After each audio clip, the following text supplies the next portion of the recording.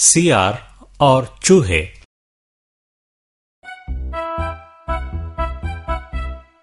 एक बार जंगल में खाने की खोज में घूमते हुए एक सियार को अचानक चूहों का झुंड दिखाई दिया।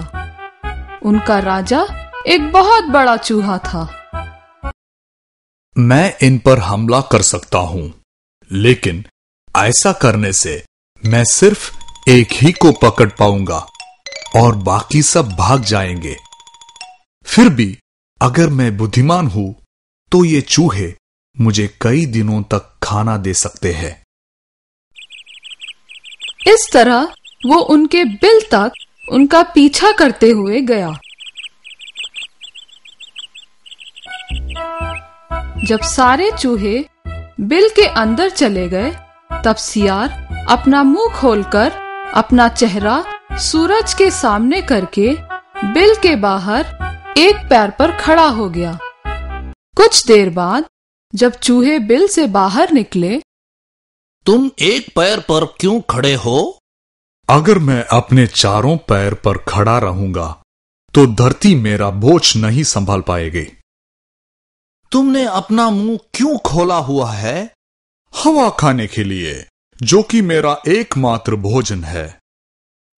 और तुमने अपना चेहरा आसमान की ओर क्यों कर रखा है? सूर्य देवता की पूजा करने के लिए। हम कितने भाग्यशाली हैं कि हमारी बीच ऐसा धर्मात्मा उपस्थित है। हमें हर दिन सुबह शाम इसकी पूजा करनी चाहिए। हा, मेरी योजना सफल हुई। इसे सचमुच लगता है कि मैं एक धर्मात्मा हूं। अगले दिन सुबह वे सब आ रहे हैं। मुझे इनके सामने फिर से ढोंग करना चाहिए। दीर्घायु हो हमारे धर्मात्मा की, दीर्घायु हो, दीर्घायु हो। सियार की पूजा करने के बाद सारे चूहे वहां से जाने लगे,